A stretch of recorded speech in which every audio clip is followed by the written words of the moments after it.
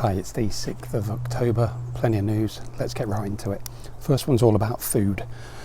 Shorter chips, or French fries as the Americans call it, are on the menu as a lack of rain shortens and stunts the size of potatoes. The price of a pint of lager or beer is to soar, S-O-A-R, in a new carbon dioxide supply crisis. Been going on for months that they keep going on about the £10 pint, the £15 pint, etc. So yeah, it might be time for you to get your cans of beer in from your local supermarket. Mexico apparently is to halt some food exports to curb soaring inflation. US barges are in a backlog on the Mississippi River, and that's affecting grain, fertilizer and other commodities. Just all keeps happening, doesn't it? And yeah, can't be a coinky dink.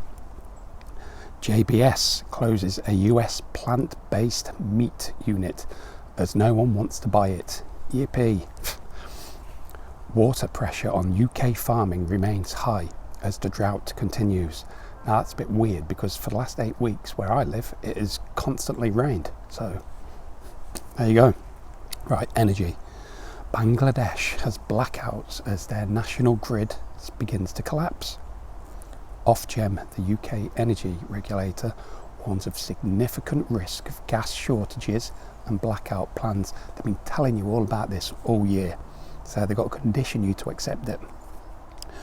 UK households will have to ration gas amid the cold winter forecast. There you go again. The German grid operator warns of potential cuts to their winter power exports. Thrifty Dutch people stockpile coal and wood for this winter.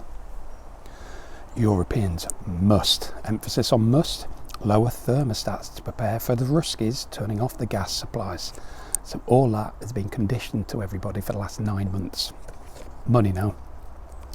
The UN calls on the Fed and other central banks to halt interest rate rises. So yeah, these central banks aren't, they're nothing to do with the governments. They're being told what to do by others.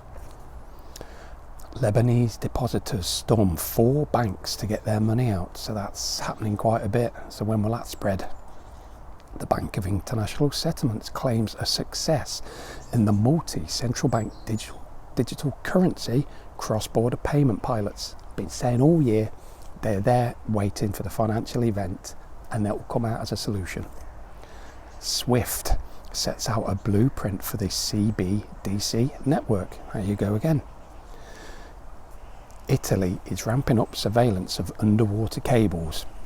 So are the UK. So I think something like an internet or something like that cable will be cut, and then we'll all be plunged into a blackout or internet darkness, because they were going on about this with the Ruskies a few months ago about cutting cables. So yeah, let's watch that space.